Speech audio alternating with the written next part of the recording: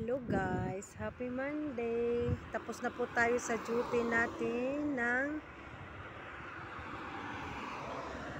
2 to 6. Pero na-drop po tayo ng 1:40.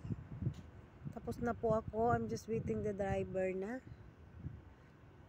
Ayan, dito po ako sa labas. Buti na lang hindi masyadong mainit na ngayon. So nasa harap ako ng clubhouse. So yan ang full moon po ngayon dito sa Middle East. Ayan. So yan, full moon.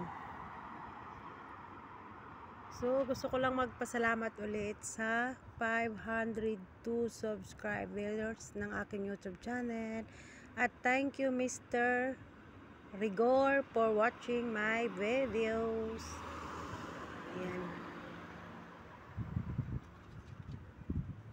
So ganito po ang buhay.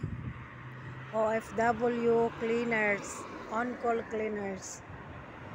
Hindi po madali. Alis po kami ng 6 in the morning.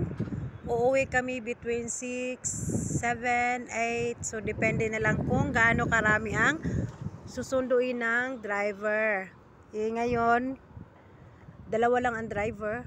So medyo mahirap. Hindi na tayo makakauwi ng maaga dahil din sa traffic pa minsan sa daan. Kaya tsaka medyo mahangin-hangin na rin. Tingnan mo yung puno.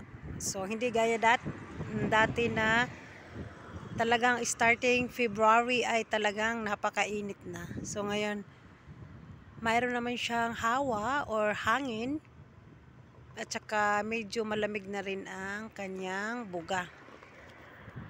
Yan po. So, ang oras po natin ay 6:11 in the evening.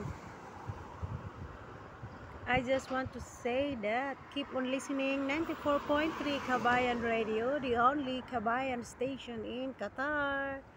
For most requested song of the week, mag-request na kayo kay na RG Hudi, RD Jan, Tanya, at sa lahat ng RG, shout out to all kasambahay.